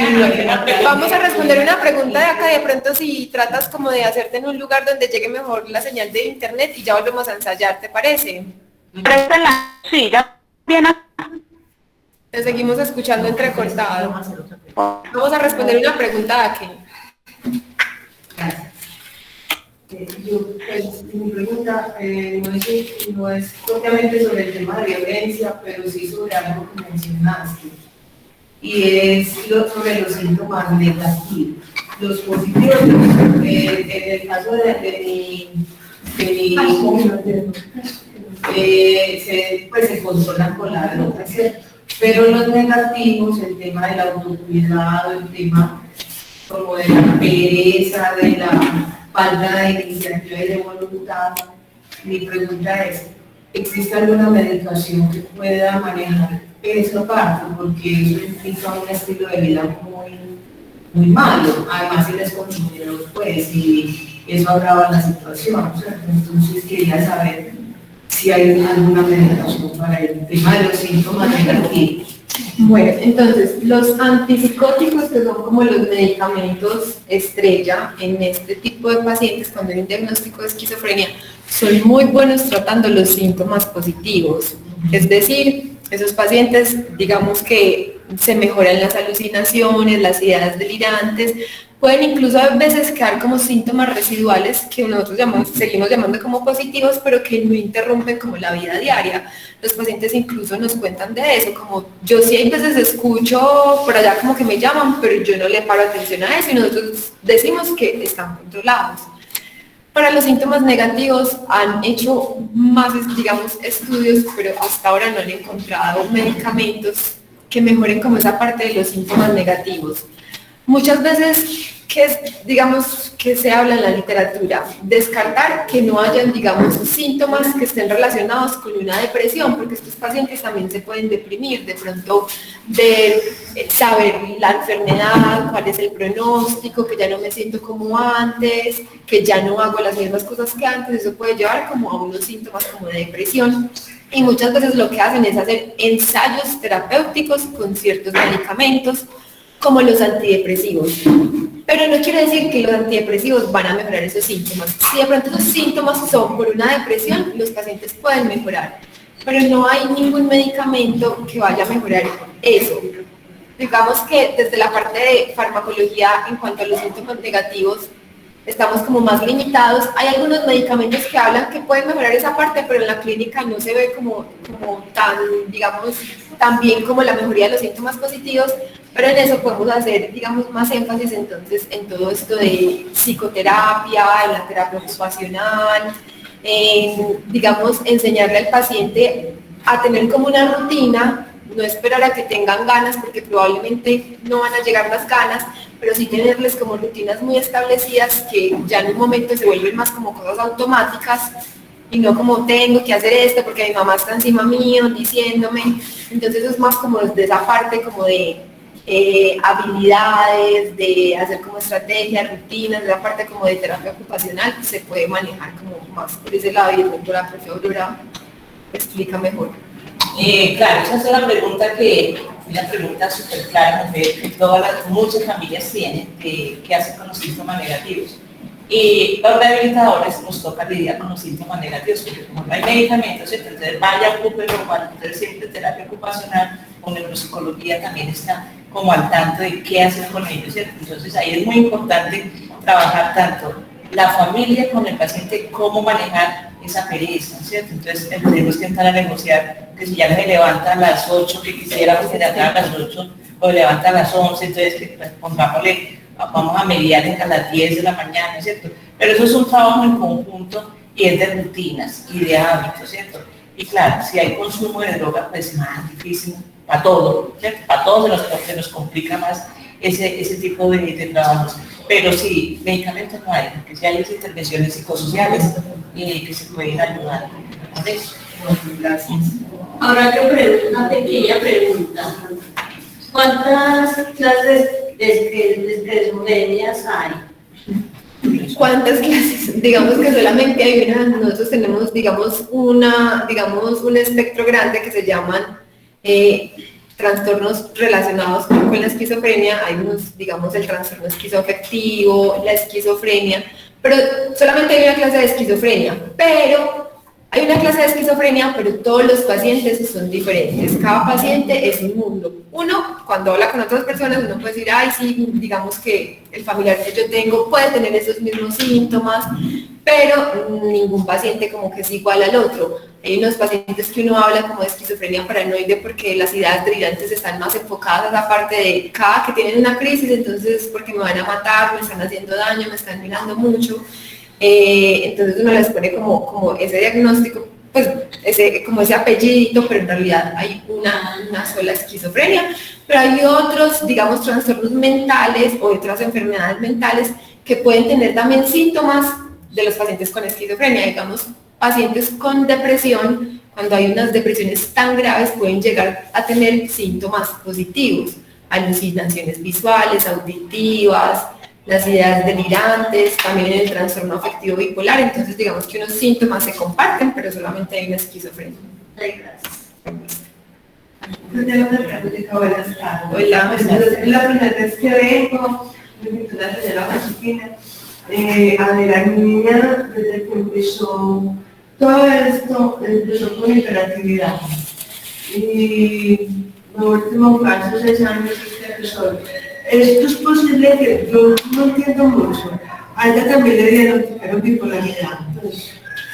Pero digamos que la pregunta es como, esquizofrenia y bipolaridad si se puede, no, nunca están como estas dos enfermedades, o hay un trastorno afectivo bipolar o hay esquizofrenia, pero digamos que en la mitad hay uno que también está como en estudio que se llama el trastorno esquizoafectivo, que tiene síntomas del trastorno afectivo bipolar y síntomas como de la esquizofrenia, pero nunca en un paciente están trastorno afectivo bipolar y esquizofrenia. O tiene uno o tiene el otro. Y no como sabes. Habría que evaluar. Sí, pues perdón, que la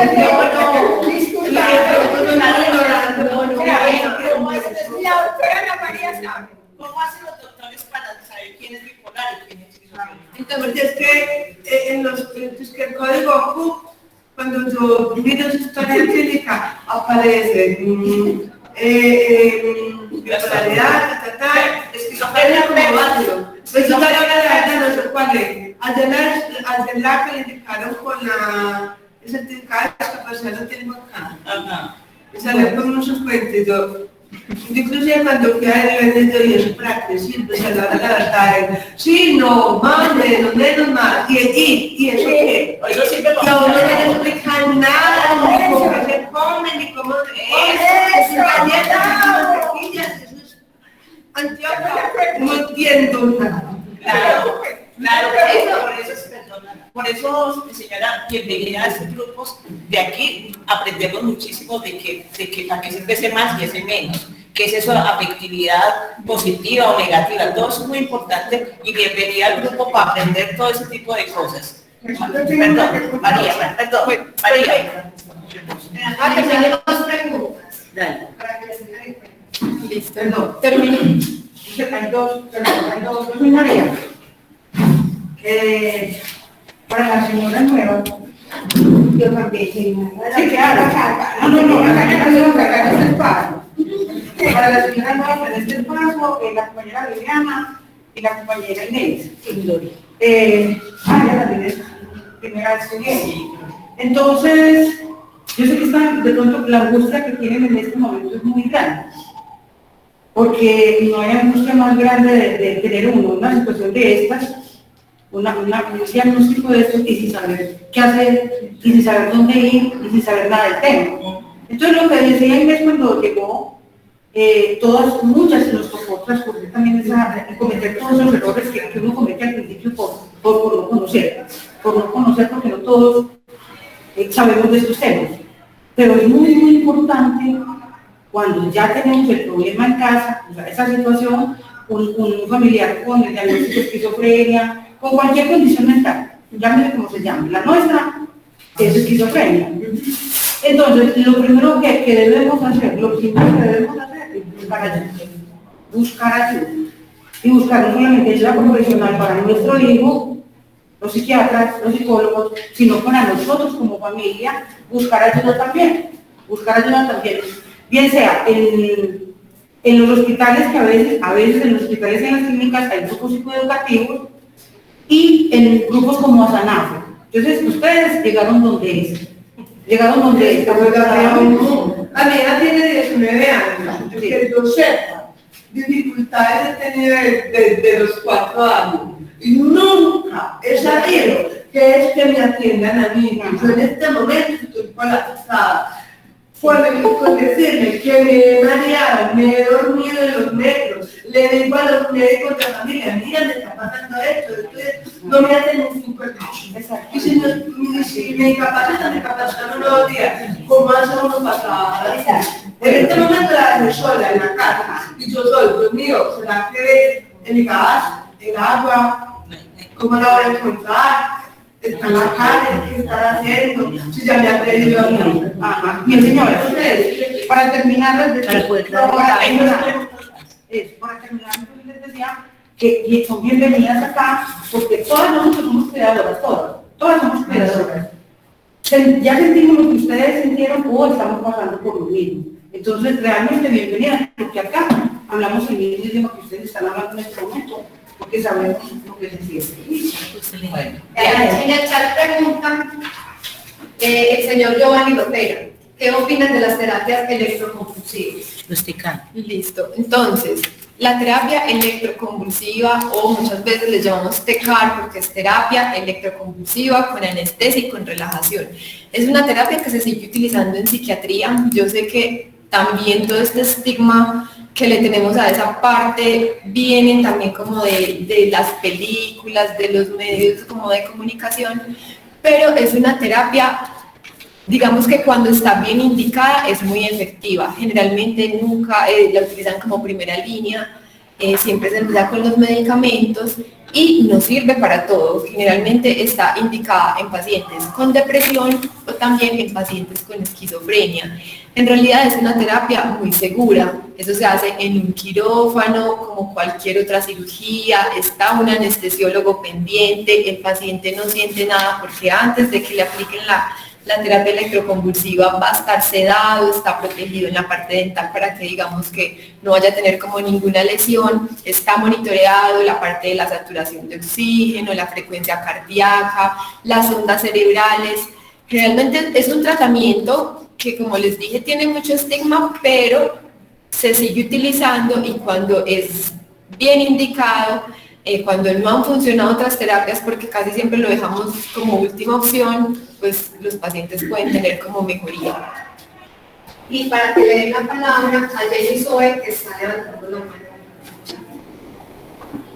Jenny. Hola, buenas tardes. Hola Jenny, ¿cómo estás? Bien, gracias. Un saludo para todos los que estamos de forma virtual y para los que están allá presentes. Gracias. Gracias.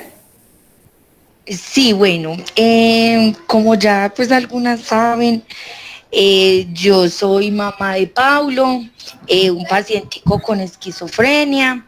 Él tiene 19 años, esto inició a los 15 años. Y como lo decía pues la compañera anterior, no es nada fácil. Pienso que cada paciente pues es diferente.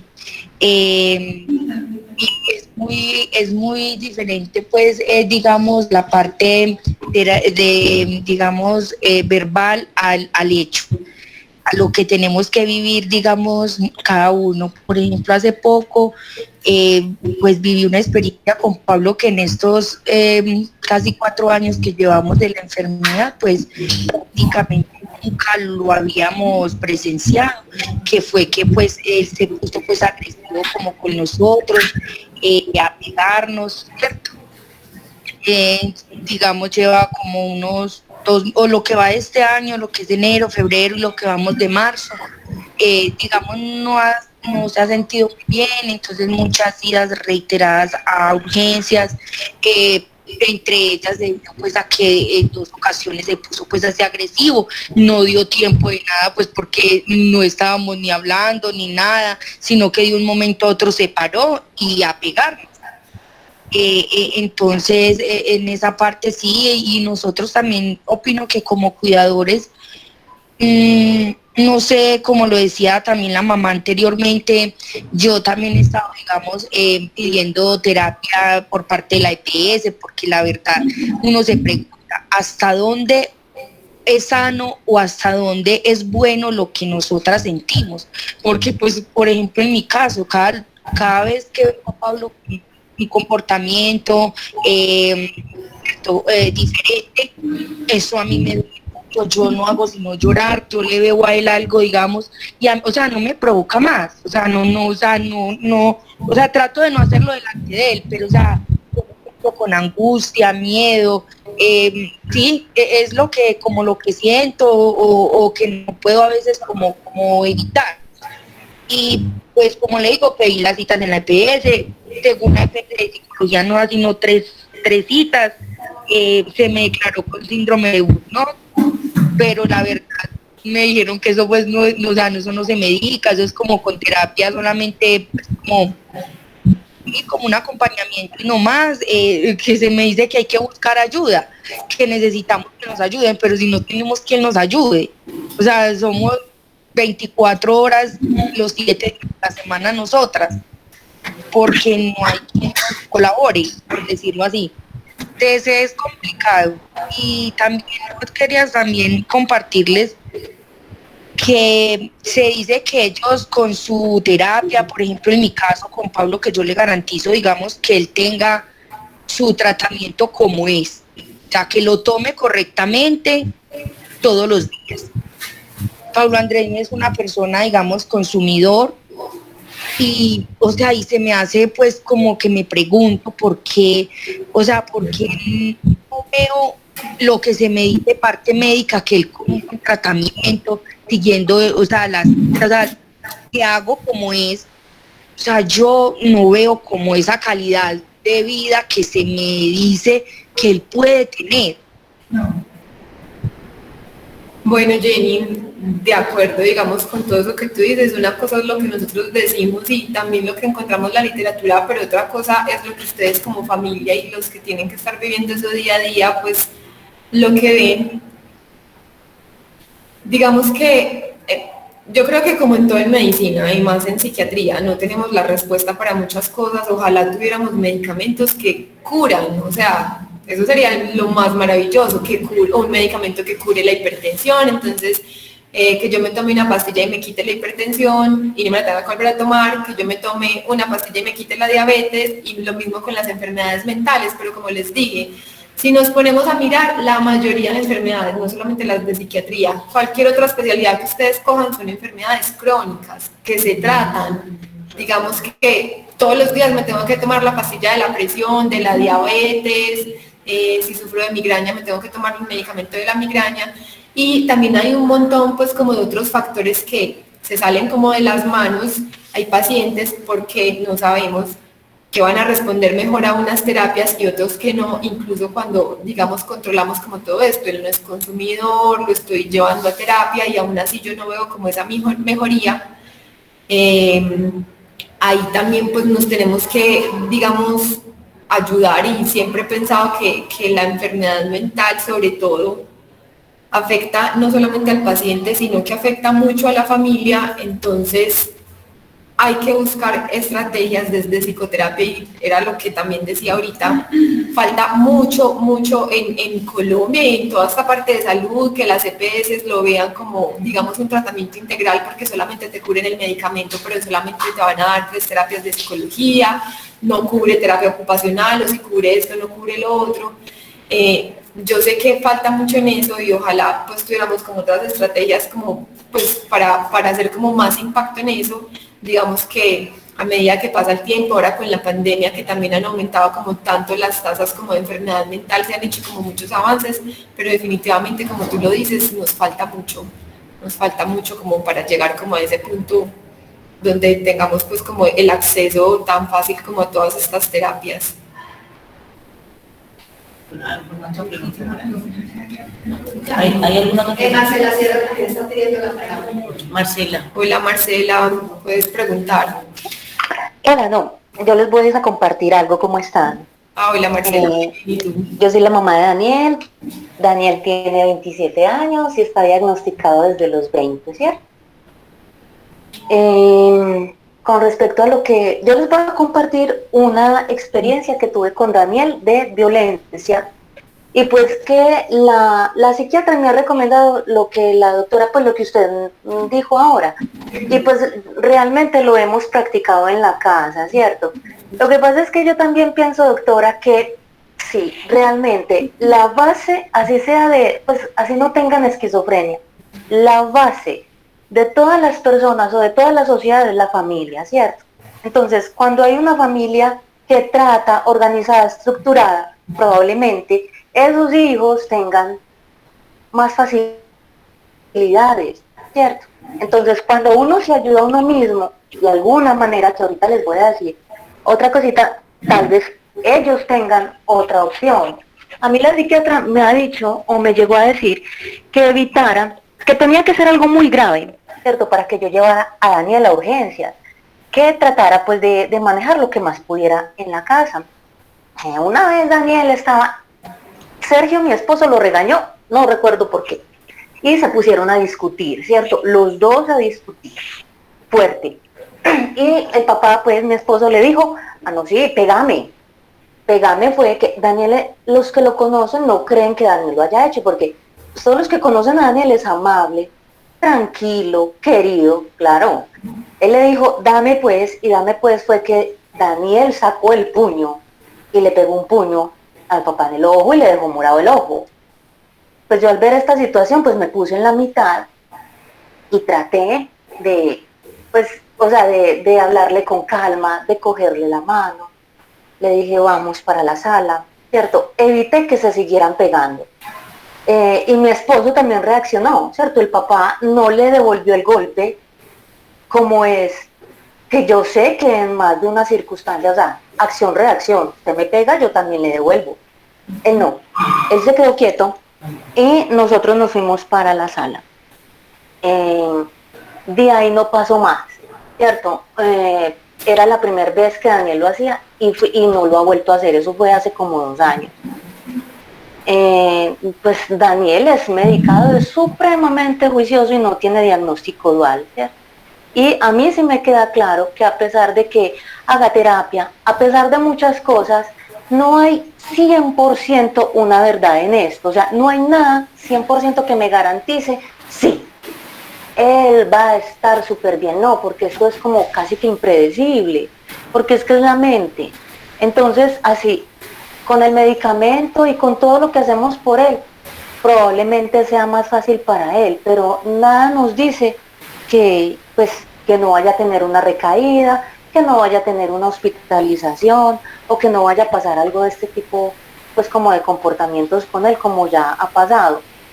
Se altera, a veces se altera, pero lo tratamos de resolver. Yo lo trato de resolver con él, lo calmo, lo animo. Cuando no lo animo, yo me voy por el lado de lo que le gusta más en el mundo, y es la comida. Entonces cuando yo ya lo veo un poquito menos enmalacarado, o le invito a comer, o pues lo llevo con un helado, bueno, cualquier cosa, eso nos ha funcionado. Lo otro es que esto, pues, o sea, si yo lo hago sola, es muy difícil. Yo he pedido, o sea, yo pues de alguna manera tuve que pedir ayuda porque el cuidador pues principal siempre lleva una carga como la más difícil con ellos. Entonces, tiene uno que estar como más fuerte, no sé, más enterado, más fuerte mejor dicho, hacer algo por uno, porque es que por ellos ya están haciendo algo. Por ellos ya uno los tiene con medicamentos y bueno, y el que hace terapia o el que está en psicología, lo que sea, pero ¿quién hace algo por uno? Nadie. Pues yo le insistí mucho a la EPS, a Sura, pues la EPS sí me dio el medicamento para mí. Yo pues tengo atención en psiquiatría y me dio terapia cognitiva, ¿cierto? Hice terapia cognitiva y tengo medicamento. No es fácil porque uno siempre se desespera y uno dice, no, es que no veo la luz. Daniel, hasta hace poquito yo estaba muy feliz porque Daniel estaba pintando, pues después de 5 años que decía no quiero nada, en la Sanafe pues volvió a organizarse para pintar y bueno, y ahora recientemente volvió a decir no quiero nada otra vez, ¿cierto? No quiero pintar, no me gusta. Bueno, pero pues, o sea, es muy terrible decir esto, pero uno se tiene que preparar para eso, o sea, para la frustración. Yo tengo que lidiar con la frustración. Me frustra que él diga no quiero nada, pero entonces voy a buscarle por otro lado a ver, porque entonces no quiero dejarlo como tirado en la cama porque sería más fácil así. Yo lo dejo tirado en la cama y lo veo tirado en la cama y bueno, y allá está quietico y me he quitado. Pero entonces su vida y sus expectativas y todo lo que él es como ser humano ahí queda como en esa cama. No, entonces no quiere pintura, bueno, vamos a mirar otra cosa. Hablé con las chicas, con Josefina, con Diana, que son las que lideran el grupo de Sanarte, para mirar qué se podía hacer, algún otro tipo de actividades, para ingresar al colectivo artístico. Entonces, no es fácil, frustra mucho, no hay una regla de oro establecida que diga, esto es así, si él se toma esta pastilla, no va a pasar esto. No, eso es mentira. Es como casi que impredecible, yo no sé qué va a pasar mañana. Entonces, lo que decía la otra mamá cuidadora, la dejó sola en la casa. Yo, al principio, o sea, yo trabajo en un consultorio médico y trabajo todo el día. Yo al principio dejaba a mi hijo en la casa solo porque teníamos que trabajar. Y recuerdo que bajé 10 kilos de la ansiedad tan espantosa porque yo pensaba, porque me amenazaba, él tenía esto de que se iba a suicidar, entonces yo pensaba, yo llego y no lo voy a encontrar, pero también tuve que aprender a vivir con eso, porque yo no puedo predecir lo que va a pasar, ¿cierto? Y si él se quiere quitar su vida de alguna manera, delante de mí lo va a hacer. Entonces, pues ya con eso también tengo que vivir. Yo no pienso que él va a quitarse su vida, ¿cierto? Pero si lo hace, entonces yo ¿cómo lo voy a evitar? No, ¿o qué? Bueno, Entonces, Marcela, bueno. ay, yo sí hablo mucho. Se nos amplió. Entonces, bueno, este sea el momento, Marcela, muchas gracias, porque yo creo que vamos a ir terminando la reunión, porque la doctora pues también tiene otro compromiso, antes nos está acompañando, pero sin antes decirles que muchas gracias, que definitivamente todos vivimos esto, todos las pasamos, no es fácil, pero precisamente por eso tenemos que aprender para ayudarnos, porque si nosotros, definitivamente, si yo simplemente me pongo también a discutir, no hacemos nada, nos ha pasado a todos. Entonces, digo, el hijo mío lleva 6, 7 años, tiene hoy 24 años, inicialmente como ni sabía, uno sabía, ¡ey, qué es eso! Pero pues yo decía, pues ¿quién está acá? Nunca se ha escuchado un grito, aquí se está escuchando. No podía hablar porque el hombre estaba ahí, pero ya salió. Entonces, ¿qué pasa? Hoy digo, lo dejo hablar, digo, eso no es así, mi rey, que es que yo no tengo eso. Yo le digo, miren, lo que ustedes decían ahora, ¿qué enfermedad es? La que sea, pues que nos preocupamos. O sea, es que es el nombre, yo ya sé que tiene una situación, no importa. Le tienen que poner ese nombre para el Ministerio de Salud, sepan que hay tantas personas, para que le puedan dar el medicamento, pero ¿qué importa el nombre? Lo que necesitamos es que nos los atiendan y nos den el medicamento apropiado y nosotras vamos a hacer todas estas actividades para poder salir adelante, porque si no, seguimos toda la vida en que vamos, que es duro, sí, que hay uno más difíciles, sí, pero tenemos que aprender cuando nos confrontamos con ellos, no vamos a encontrar nada, les aseguro. Mi hijo dice, no entro y no entro a nada, y me dijo, yo no voy a entrar hoy. Y me dijo, pasé más chévere, me gustó, y listo. Entonces yo le dije, mi amor, es tu decisión, chao pescado, y miramos a ver. Entonces hay que también irlos dejando, listo. Entonces, la doctora Aurora va a decir algo para que digamos a decir. Entonces, este tema de verdad que la violencia en las personas con enfermedad mental es un tema duro para todo el mundo, ¿cierto? Porque, y no solamente con las personas con enfermedad mental, para todos, ¿cierto? Cuando vemos algo violento y todos nos afectamos, ¿cierto? Entonces, muchas gracias por lo que dice Josefina, porque en esto de Asanafe lo que intentamos es que entre todos nos ayudemos. Yo siempre pongo el ejemplo, y los que me conocen ya lo saben, que para mí el tratamiento es como una mesa, ¿cierto? Entonces, en una pata está el paciente, en otra pata está la familia, en otra pata están los medicamentos, en la otra pata están todas las intervenciones psicosociales. Si alguna de esas cojea, pasa como la señora nueva que dice que llevan cuántos años pues y que no ha podido encontrar, ¿cierto? Y ella pone todo el interés y su paciente pone todo el interés, ¿cierto? Pero algo está fallando. Yo puedo poner todo el interés, pero los pacientes no me van a clase, entonces ¿yo qué hago, cierto? Algo puede estar pasando, o ellos están muy interesados y yo llego con pereza o no les cumplo, o no hago lo que yo tengo que hacer, ¿cierto? De eso es que se trata esto de Asanafe. Yo le quiero dar las gracias a la doctora Ana María. Es una doctora muy joven, pero sé que ustedes hoy le han dado clase, porque para ella está pendiente, está muy chiquita, está muy joven, es muy chiquita, pero ya va en segundo año, ya es médica y segundo año de psiquiatría. Para la doctora también, yo sé que ella se va a ir con muchas preguntas porque este tema realmente, más que respuestas, seguro que nos quedamos con más preguntas, ¿cierto? Y de eso es que se trata, mes a mes nos estamos viendo, que ustedes tienen un tema que no lo estamos contemplando, lo vamos a trabajar. Entonces, doctora, muchísimas gracias.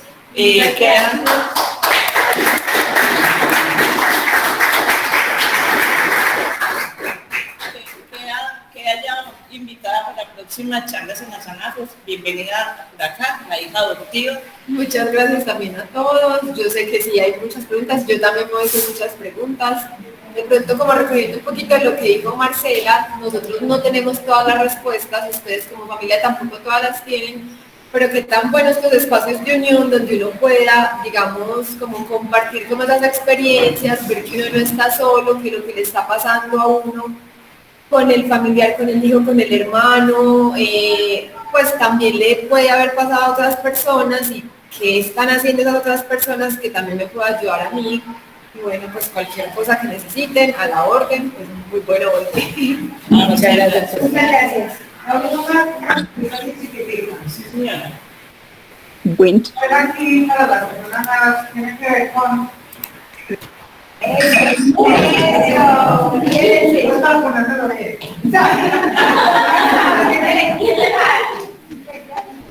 carrera tiene que ver con el asunto del arte, el arte tiene que ver con el asunto de la cultura. La cultura es una cosa que todos construimos desde pequeñitos y desde antes de nacer a los ya estábamos así. Usted tiene que ver el punto de esto, aquello de lo otro. Y crecimos en la vida así, en la cultura natural. Además, tenemos que natural la violencia. Y si no, todos los días nos dicen que matan a un niño, todos los días nos dicen que matan a un niño, y cambiamos o seguimos viendo factor X, que ya es natural. Entonces, yo sí pido a las personas nuevas que tengan paciencia. En serio, porque apenas estamos saliendo de una ignorancia garrafal que es cultural, es cultural. Yo que siempre veo aquí, y también cuando los muchachos, cuando hacemos los encuentros teatrales, una gran oportunidad de conocernos y de conocernos de verdad. En estos días, leyendo para hacer los podcasts, me decían, ¿qué es una depresión? ¿Qué es una noche oscura del alma? Una mujer decía, la gran oportunidad de conocerse a los del mismo. Porque uno, si uno no le paga nada, uno va a ganar por conocerse. Mientras todo esté bien, mientras me pagan un salario, mientras tal cosa. De la televisión me pone a frente un modelo, que como se me parece un modelo, que se lo pone el niño. ¿Es cierto? O se yo me niño porque la televisión toda se tiene y se puso. Ay, no me dices que me gusta esta moda. ahora, no se tiene, hace cosas que tiene. Y es ahí donde empezamos a mirar lo de la inteligencia, ¿cierto? Lo de, bueno, si conociéramos más de nuestro cerebro, nos tocaríamos más. Habría tanto chico, y miren cómo es, vamos a darnos en la cabeza, ¿cierto? Porque es la en la cabeza. Siempre nos hacen sentir que somos culpables, pero yo creo que lo más que tendríamos que hacer es sentirnos todos responsables para poder acceder a diseñar respuestas a un problema social muy grande y a tener la manera de cómo llegar a un gobierno también, no desde la queja, ni desde la crítica, ni desde el juicio, sino desde la propuesta. ¿Cierto? ¿Cómo le llegamos a un gobierno? Que también es ignorante. Ustedes ven, porque no estudian Harvard, vas a ver mucho de lo que es. Ahora la vida en mis problemitas aquí en la vida, como tenemos tenemos que ponerles a ellos los temas y en la medida que tengamos claridad. Nunca vamos a tener claridad si estamos metidos en el cuento de que es una manera de médicos y diplomados, es que no me entienden, es que este servicio es preparado, es verdad, pero ¿cómo vamos a cambiarlo? ¿Y cómo podemos hacerlo poco a poco, con paciencia, entendiendo porque el sistema es grande y fuerte? Pero no podemos despreciar el hecho de que nosotros nos estamos uniendo para cambiar y que para conocer una nación. Yo siempre les puedo agradecer a los médicos, a las médicas y que nos ayuden a conocer. Y qué rico esto de poder contar la ciencia, el pueblo, ignorante que estamos aquí en política. Eso ya es una política. Eso ya es una política. Entonces, Perdón, Aurora. vamos a hablar de lo normal. Vea, queremos es, y ya usted enseguida las recuerden, los lunes tenemos el conversadero, es este espacio, porque hasta acá fue el tema con la doctora y se ha hablado temas con ella. Pero los lunes es eso, ¿qué sentimos? ¿Yo qué hago? ¿Por qué estoy sola? Por eso surgió ese espacio hace un año. Ese es virtual, así que traten de conectarse y es donde podemos hablar. Ese espacio del conversadero los lunes cada 8 días es para las familias. ¿Listo? Porque hay uno que ya ahora les hablará la doctora Aurora, que es para los usuarios, pero este es para las familias. Recuerden que tenemos yoga lunes y jueves, ¿cierto? Tenemos artesanal presencial en Envigado y en la biblioteca de PM. Todo pues lo deben informar quiénes van a ir, porque acuérdense que hoy pues con este asunto no podemos estar en un espacio. Cada mes es esta charla para aprender. La única forma de que salgamos adelante es aprendiendo. Y ya la doctora Aurora les va a hablar de los la SANAFE, de la Junta, tenemos como intereses también nacionales e internacionales. Y tenemos un interés internacional con un grupo de Argentina. Ese argentino, pues, un grupo de Argentina y va a venir una persona que se llama Marcelo. Marcelo tiene una institución que nos va dentro de 15 días, viene a Colombia y quiere reunirse con las familias y quiere contarnos qué hacen ellos, porque son cosas con preguntas como las que ustedes saben hacer y cómo han hecho ellos para resolverla. Entonces, dentro de 15 días, para que estén pendientes, o sea, el 7 de abril, los vamos a invitar a ustedes a una charla con este argentino. ¿Sí? El tema es sobre, ¿sí? Como que compartamos experiencias y qué programas tienen ellos para sus usuarios y cómo lo han sacado adelante. ¿Listo? Igual la pasamos de las dos formas porque ya voy a realizar y lo seguimos haciendo así. Esto como aquí la doctora que nos está enseñando y otro aviso parroquial es que este año está ASANAFE cumpliendo 10 años y en estos 10 años estamos pues preparando, estamos haciendo como muchas cosas, pues no muchas cosas, unas cosas muy bonitas para ustedes, pero también sabemos que algunos de ustedes son poetas, escriben, cantan, tocan instrumentos, tienen un arte y queremos que ese día cocinan. Entonces ese día queremos que las personas que tienen ese arte nos lo hagan conocer, ¿cierto? Entonces queda abierta la convocatoria para una muestra artística, ¿cierto? Todos los que tengan el arte, bienvenidos son, se pueden comunicar con cualquiera de nosotros de la Junta. Y ahí estamos en eso. Pero locos que andamos afuera, que no son los que están adentro, decía de Santa Madre, muy sabio. Muy sabio. Bueno, y no necesariamente familia, pues recuerden los hermanos y involucrarlos más, pues en la forma en que aprendamos y que se sensibilicen más y puedan aprender de eso.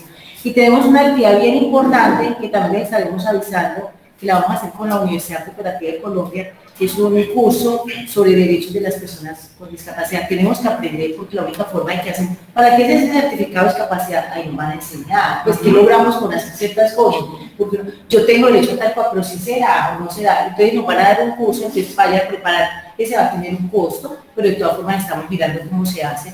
Va a ser virtual, porque ya vemos que hoy en día es más fácil, porque va a ser, entonces traten de los que no pueden entrar, dicen, yo tengo una hija que le pueda llevar a mi hijo, pues al hermano, entonces vamos a tratar, o el tío es el que va a estar al frente del sobrino, entonces tratemos de que si no podemos entrar porque no nos gusta, no entendemos, involucrar a las otras personas de la familia, los amigos. No sé, doña María, si tiene algo más que informar, no lo hacemos para... No, es para enfatizar sobre el curso, la importancia de esa capacitación sobre derechos. ¿Me entienden? A ver, nosotros en ASANAFE somos unos convencidos de que la recuperación de salud mental sí es posible, pero tiene que ser una atención integral. Como decía Aurora, como decía la doctora, a nosotros solamente nos dan un medicamento, y eso que peleaditos, pero hay una normatividad que dice que tenemos derecho a una atención integral. ¿Sí me entienden? La ley 16 de salud mental dice que tenemos derecho a una atención integral, pero que no la garantiza. Pero si nosotros no sabemos cuáles son nuestros derechos, no los vamos a solicitar. Entonces, esa recuperación va a quedar a medias. También hay, por ejemplo, a la gente le están cobrando copago. Sí. Hay una circular que nos eximen de ese pago. Pero yo leí ayer esa circular porque alguien me informó de eso ayer y el mismo me dice que siempre y cuando ellos, o sea, que si tienen quien responda por ellos, hay que pagar los copagos. O sea, entonces yo me empiezo a pensar en mi hijo, no, si tiene mamá que trabaje, que tiene ingreso. Pues el día de ayer yo fui a reclamar medicamentos del Estado y no me cobraron copagos. Yo siempre pago mensual 100.000 pesos, porque nunca he querido poner su tema. Y el día de ayer en el mental no me cobraron. Pero mira que yo, por ejemplo, como ya tengo el certificado de discapacidad, para que la EPS quedara, ¿qué hice? Pedí una cita y ya quedó pues ahí en el sistema, pero no me contestaban nada. Entonces escribí y les dije, oígame, él cumple este año 25, ¿qué va a pasar? Porque a partir de 25 ya, pero no, su hijo inmediatamente que cumpla los 25 sigue siendo beneficiario. Les pasé otra. Bueno, ¿y qué pasa con los medicamentos? Me están cobrando el copago. Hasta ahí digo, no me han contestado. Yo creo que me volvieron a contestar. Si no los 25, no me han contestado. El presidente de la Junta, por favor. A mi hijo que está llamando mensualmente de Bogotá, haciendo el seguimiento de la nutrición. Entonces yo le puse la doctora y me dijo ella, y fui al conversadero, yo fui a San Antonio, en la biblioteca, hay psicólogo. Y este señor fui y me quejé. Y entonces, como a los 15 días me llamaron, que ya no se va a generar el costo en el nombre. Sí, entonces no le están cobrando, ya no me están cobrando, pero en el CIPEN él está con allá sí le están cobrando 4.000 pesos de consulta y 4.000 pesos por la eso no debe de ser. De Bogotá nos dieron que esperáramos que podamos quedar en un programa, pero tengan en cuenta que sí, vamos a esos comercialeros y tenemos muchos beneficios. Porque yo reclamo 3 medicamentos de mi hijo, que son 3 fotomodeladores. Y de mi reclamo también. Entonces, 6 medicamentos y 3 fotomodeladores. ¿De dónde más? A mí también. En almacén. En almacén de neuromédica. Yo también. Yo también. Es que a veces tenemos que llegar a que no le cobren las personas que tengan capacidad. Pero yo creo que ya hiciste la vuelta de escribirlo allá.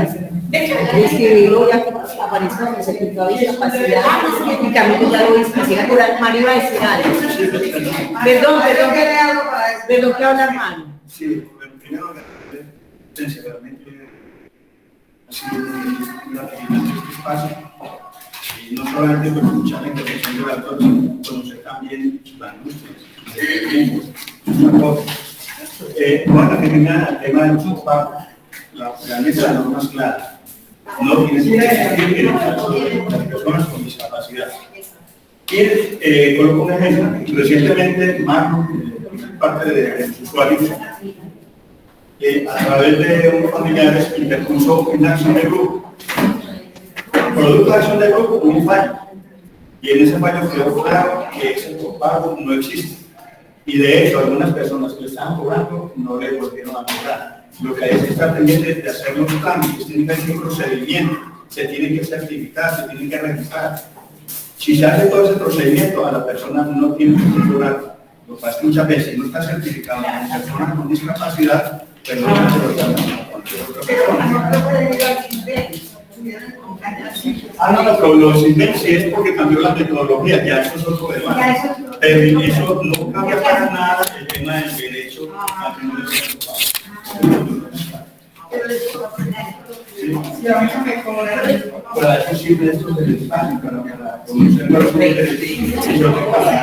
Bueno, nos vamos despidiendo. Recuerden pues que los esperamos en todos los espacios, porque ya el café no puede ser con ustedes y ya eso es lo que nos vamos a tomar. Que Dios los bendiga, los esperamos.